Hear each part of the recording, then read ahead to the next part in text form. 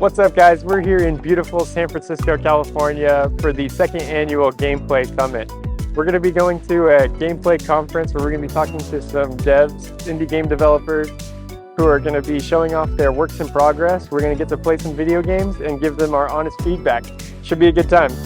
Special thanks to our cameraman, Evan, who came with me, and he's going to be following me around all day, shooting everything that happens. And also special thanks to my brother, Mod Mike, for allowing us to use his camera and audio equipment. Much appreciated. Real quickly, I just wanted to talk about the state of games, indie games in particular, versus like AAA games.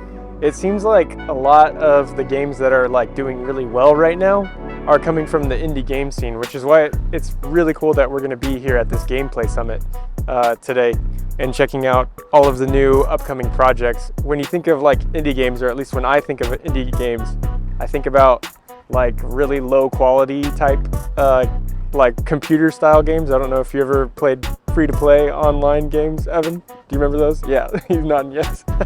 Yeah, and you know, I think of indie games like that, but actually in reality, we're looking at indie games like Helldivers 2 is an indie game.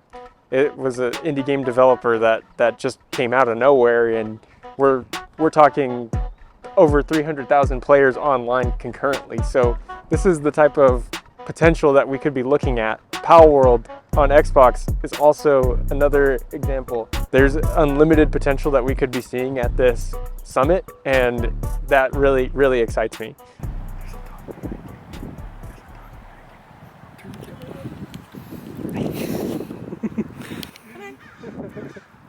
You want her? Yes, please. I give that dog 4 out of 5. This is going to be a dog review. No longer is it going to be Gameplay Summit.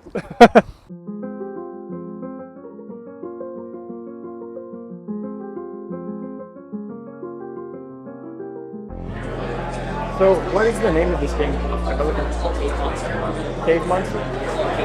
Okay.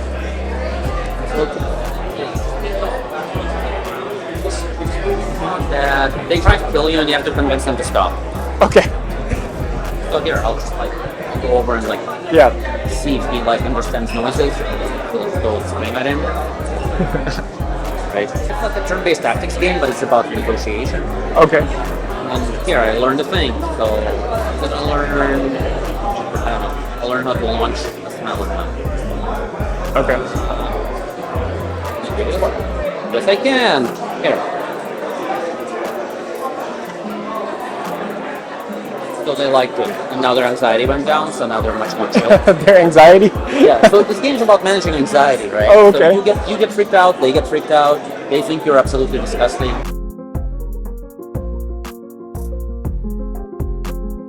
Alright, we're playing the tutorial. So, he says this game is about managing anxiety. And it's a turn-based game where you try to lower the anxiety of the other characters in the area. Kind of like life, like real life. I'm sure there's a lot of people in this situation who are like trying to manage their anxiety at this conference as well. Doing research will allow us to communicate. And research how to talk to them, because you don't know how they talk to each other, right? Yeah. And every time you research them, it makes you mad. But you get communication actions out of it. Oh, okay. When you use those, it chills them out, and when you convert them, that's how you do it. Gotcha. We yell at the cave monster, and then we learn.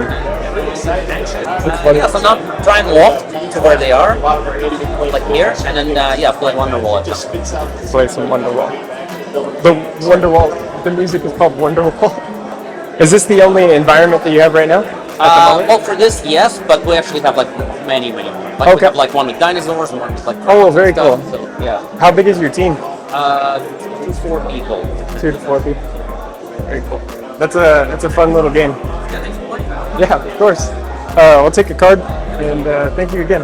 Really appreciate it. Bill was your name? Yep. All right, it's good to meet you, Bill. Next game.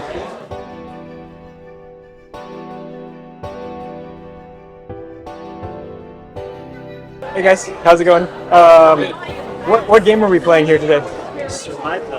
Surviveville? Yeah, so Surviveville, it's a cross between Animal Crossing and horror. So like during the day, you're in your village here, interacting with the villagers, collecting resources, doing stuff like that to develop your town and learn about the townspeople. And so, What should I be doing? like craft something. Head to the town hall. But you don't have any, and so you can go around to the bushes or the trees. And cut them down? Cut them down? Yeah. Okay. We have some mini games that you can play. Oh, there you go. So if you circles, Oh, okay. it's like then some resources get added. Very nice. Did you guys have a game that inspired you to make this? His big inspirations were Animal Crossing and then the combat. Right. Okay. Animal Crossing and Bastion for the combat. All right, let's. And there's a tree over here that kind of sticks out. It's not that one. Okay. It's completely different. So now when you click, Oh, it's a completely different little mini game. Yep. That's cool. Is there other areas to explore at this Yeah. point? So you can transition to night. this is the night section that you're The going night section. Okay. Oh, Okay. it might This is have- where the horror comes. This is where the horror comes into play. there. Oh snap! Yeah. So now it's like during Oh, wow. you have a limited experience. Yeah. And so I think this is actually the RIT scene. So if you press off, it should bring up a map. So now you can see. You want to get to the star. Yeah, you're starting down here. Okay. So it's kind of We're like gonna go through a the super maze maze here. to find where you're at, what direction to go in. You'll be encountering some enemies. It's very cool. Very cool. Well, thank you guys for letting me play it. I really appreciate it. Yeah. It's good to meet you guys. It's a fun game. What's your YouTube channel? Oh yeah, I can give you the QR code for it.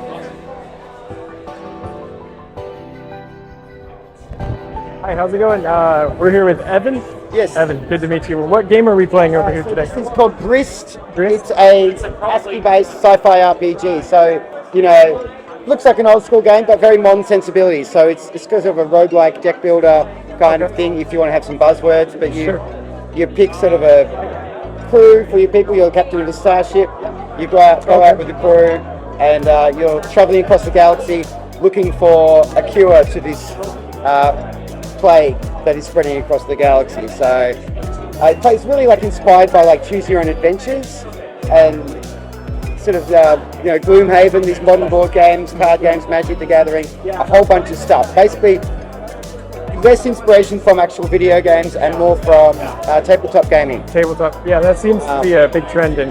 Yeah, I really wanted to look at like when you had RPGs coming out in sort of the early 80s and stuff, which is this is super nostalgic for. Okay. And it's looking back at that period before there were really genre conventions that were so set and saying, well, what are some other things that were happening around then that were maybe good ideas that just didn't become canon in the genre, you know? Yeah. So how does it work? So the way it works is you have these orders down here. So each crew member comes with a couple of orders that's like part of their character. Okay. And when you go on a mission, all those orders get put together and shuffled into a deck. And then you're pulling them out during the mission and playing them and saying, okay, there's two enemies. This is my engineer, has this card Laserbot. I'm going to play Laserbot. I'm going to put it over there, and it's going to spawn a new. So it's going to spawn a new little character in my party. Awesome. Like a little summons. And then as you go on, you get sort of cards that work with each other, that work with the physical layout on the screen. So that, you know, if this guy attacks, that can trigger off somebody else's order or effect to happen. So it's a real systems kind of approach. Very cool. With that. And it's all cards all the way down. The enemies have little decks of cards. Your cards go into other decks. Very cool. There we go. We've chosen our orders. He's going to take a bunch of damage, and we spawned our little repair bot.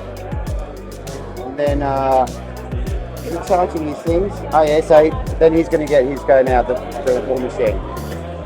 He'll kind of pull him in on the attack, and he'll still get his extra attack as well, so that way you can start building up more attacks. So it's sort of about looking for these exploits, finding cards that you can exploit or positions in the field to take advantage of. Yeah. Which is great. And so yeah, like working at this level of graphical fidelity is what allows me to do that. Yeah. Do a lot of that. If I kind of worked it higher, I would work kind of more time I would have to spend. Yeah. So I'm sure you'll add more characters and yeah, that's right. As you play through a mission, you might have to choose, do I want to guarantee that I pass this particular test and not take damage or get a reward or whatever, or do I want to save that card for a potential fight later on, you know, in the mission. For sure. Well, that's basically it. Yes. Thank you so much for showing it to me. I really You're appreciate welcome. it. Yeah, it was very fun. Evan, Lovely to it was meet you. good to Evan, meet you. yes. And I'm Jeff. Jeff? And that is also Evan, actually, behind the camera. Oh, really? Oh, nice to meet you.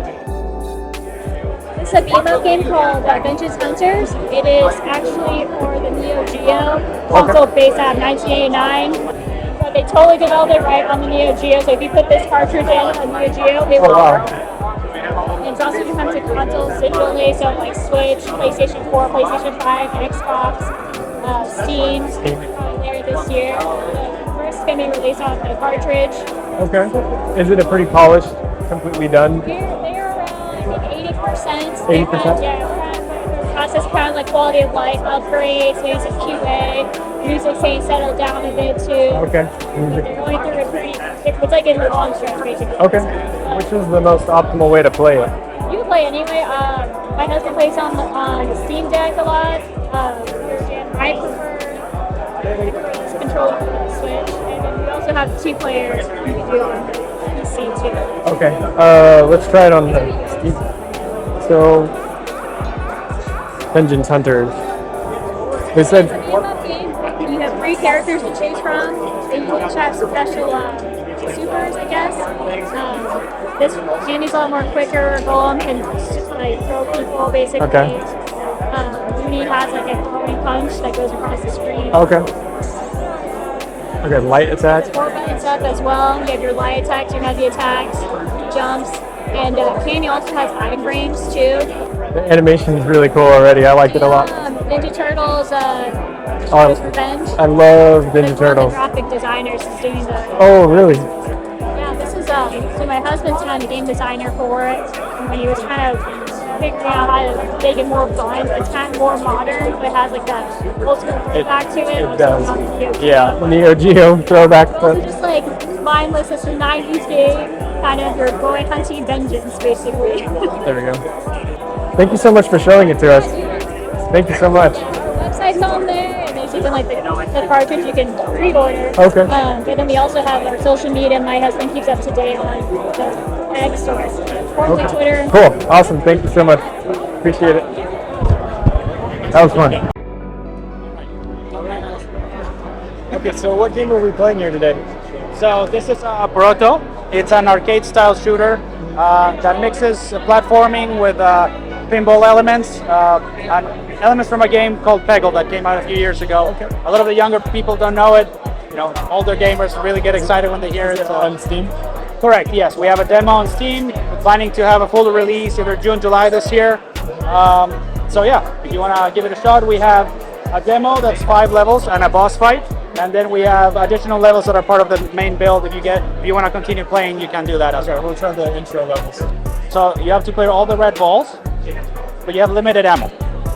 That's the catch. So you have to be careful of how you spend the ammo. But there's ways for you to earn it back. So in each level, if you find the 3 pieces, you get 15 ammo. Yeah, it's not really authentically any era. There you go. That's why the theme is chaos. Like you think you can control it, but you kind of have to pray that it works out. All right, I think. Hey, nice. So the boss fight, I'll explain it because I haven't made the screen to explain it yet. So you have 1,000 ammo, so just go crazy. Okay. And you do have 10 respawns only. So if you get pushed off the screen, 10 times you lose. So keep that in mind. Well, I like how my ammo can also sabotage me. Yeah, exactly. Works with you or against you. You're almost there. No pressure, but everyone's watching. Okay. Okay, so we'll... like it a lot. It's really, really fun. Thank you. So, can you tell us a little bit about your game? Yeah, this is a space survivor. So, as an asteroid miner, you see the whole world explode before your eyes, and now you've got to survive in this aftermath. Okay. In a giant destruction of the Earth, you know. Sure. It's a single player, and just you're just worried about keeping your spacesuit alive. You know, like you bump into it, you need to repair it. A huge accretion disk where the Earth used to be.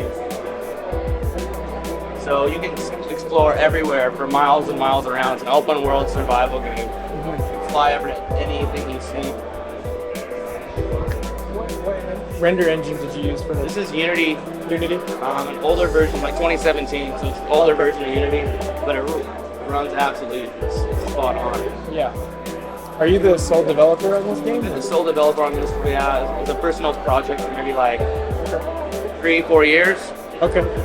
At this point, I've kind of prototyped all the things out that I want to. Do you mind if I take a please. do a test drive? Let me put you on the ground. That way you can get more of a feel just walking around, and then flying's a whole different thing. So you can walk on anything you can fly to. It's pretty cool. Ultimate exploring. Yeah, Trying to find things to survive. Be careful with the speed. It will take your health down if you hit stuff too fast a little bit. But a little bit tricky at first because you've got momentum, so it's a little bit tricky at first. The best thing is just to go slow, and then you figure it out. So, is there any objectives in this alpha? Besides the survival, there's a story that I'm developing, and basically you're gonna go back in time by going to that giant black hole in the center. Okay. To be able to fix everything that happened. So. Oh wow. Okay. Wow. It's really, really pretty. It's a really pretty game. Thank you. Sci-fi thriller. Yeah. It's very fun. Thank you so much for showing. Nice talking to you. Yeah, good talking to you. All right. So we finished our gameplay summit demos. It was pretty much what we expected. We got to play lots of games. We got to talk to lots of game developers and what inspired them to make their games. It was a lot of fun. I'm gonna do my best to recap the games that we played. It might be a little bit hard to recollect all of the games that we played, but I'm gonna do my best, and also with the help of the cards that I got from everyone who gave them to me today. So, first game we played was Hello Cave Monster, which was a really fun game that had a lot of really nice graphic design, and the concept was really interesting. The concept of the game was that you're exploring a cave with a group of people, and you're trying to lower the anxiety of the cave monsters that are in the cave. And so you're trying to do actions that lower their anxiety, and also basically just manage anxiety through the whole game, which is an interesting concept because I feel like that's something that a lot of people struggle in real life, is managing their anxiety. And so making a game where that's the goal is kind of an interesting concept, and it's kind of a really beautiful concept in my opinion. The game itself was pretty fun, point and click player type game. I had a good time playing it, and the guy who showed it off to us was very nice. Second game we played was GRIST, which is a retro style card based game that seemed to have a very intricate storyline. The boss levels that we played was really fun, and it was a low fidelity game, kind of in early beta for sure, early alpha testing. So we had a good time with that one. That guy seemed to really have a vision of what he was going for, and really getting the user experience down on that one. It was a lot of fun. GRIST is if you're into retro space games, that's one to look out for. Then we had Vengeance Hunters, which is a super polished game, pretty much 80 to 90% done, they said when we went and talked to them. And they also were re-releasing a Neo Geo cartridge, which, when's the last time you've seen like a Neo Geo cartridge for pre-order? So that's pretty interesting, very fun. It was available on all different types of platforms, and super polished. They also said that the Ninja Turtles Shredder's Revenge artist worked on that game, so that was very cool. Then we also played the Marble Gardens Marble Gardens. But yeah, we played that game. It was very, very difficult. It was the camera is based on the movement, so the camera moves with your movement in the game. It's very difficult, very different from Marble Blast and Monkey Ball. A lot harder, to be honest. There's no jumping. It's very, very difficult. And as far as the game design goes, I was a little bit disappointed that we didn't see as many house plants. We saw a lot of like flowers, garden flowers, like inside the house, which is fine, but traditionally in like indoor gardening, you'd probably have more ferns, succulents, cactuses, things like that. I just kind of wish that I had seen some of the stuff that I garden with in my own home. But that's my only critique. Other than that, it was very fun, very hard. It was also a little nerve-wracking to play that game in front of everybody because, man, is it difficult. And then we also played POROTO, which was a platformer type game inspired by Super Smash Brothers. Really, really fun game. I enjoyed that your ammunition in that game could also be your downfall, and it could also hurt you as well as your environment. So that was a lot of fun. Very polished game. Very, very fun to play. We got to play the Shards Between Us, which was a very, very, very beautiful and very polished game that has to do with intergenerational trauma. So basically the premise of the game is that you're a young girl who has a terrible relationship with her mother, and you go back to the house where you grew up in, and something terrible has happened and the house is in shambles, and you're trying to go through the levels trying to piece back together your house. It's pretty deep, very beautiful, and a very fun point and click game. I'm definitely gonna actually look up that game when I get home and also show it to my girlfriend, who is a therapist and would be very, very interested. Also, the color palette is exactly what my girlfriend would like as well. It's very like pretty pastel pink, and it's just a gorgeous game. Honestly, that was probably the game that I was one of the most excited about to play today. The last game that we played was Zero Dark Gravity, which the objectives weren't quite there yet, but the navigation on that game was very, very fun. And it was fun to like move around in the asteroid field, and it was made by a sole developer, which is interesting and pretty impressive that only one developer was working on that project, and he clearly likes booty. That was so. And Who doesn't? yeah, yeah, who doesn't? But yeah, he's on to the sci-fi games. You could tell he's a sci-fi game lover, probably of Mass Effect, I'm imagining. But that was the full recap. That's all I got for you today. Thank you guys so much for watching. I really appreciate it. Be sure to subscribe so we can do more things like this. This was a lot of fun. I really appreciate everyone who helped me in making this video and made this possible. So thank you guys very much, and until next time. Peace.